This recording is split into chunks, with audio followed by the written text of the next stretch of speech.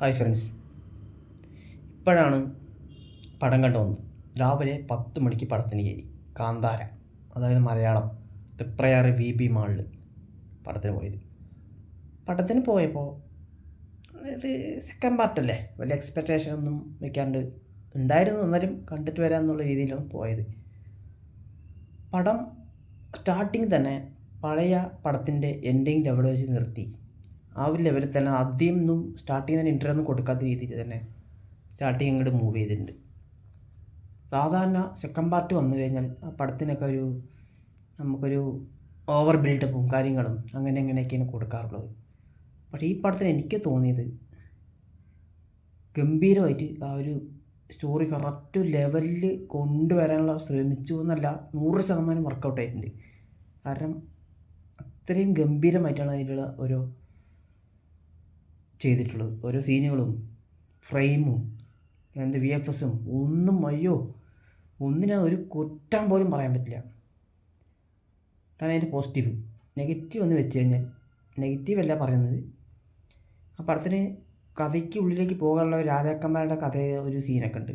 ആ ഒരു ജയറാമ്പു ഉള്ള ഒരു ഇതൊക്കെ, ആ സീനൊക്കെ എനിക്ക് കുറച്ച് ഒരു കോമഡിക്ക് വേണ്ടി വെച്ച സീനുകളായി തോന്നി. പക്ഷെ എന്നാൽ ആവശ്യമുള്ള സീനുകളാണ് അതിൽ ഉൾപ്പെടുത്തിയിട്ടുള്ളത്. പക്ഷെ എന്നാലും ഒരു ബോറടിക്കാത്ത രീതിയിൽ തന്നെ കൊണ്ടുപോയി എന്നൊരു ലെവലിൽ നമുക്ക് സ്റ്റാർട്ടിങ് നല്ലൊരു 3-4 ഫൈറ്റുകളുണ്ടായി. അത് ഗംഭീരം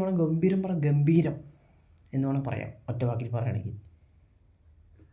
പിന്നെ ഒന്ന് പറഞ്ഞത്, നമുക്ക് ഇൻ്റർവ്യൂവിലേക്ക് എത്തുന്ന സീന് വരെ നമുക്ക് കുറച്ച് ഒരു അരമണിക്കൂറോളം ലാഗ് അടിക്കുന്ന പോലെ തോന്നും.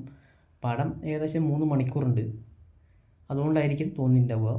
അത് ഇൻ്റർവ്യൂവിൽ കഴിഞ്ഞ ശേഷം പടം ഒരു കത്തിക്കാറുണ്ട്.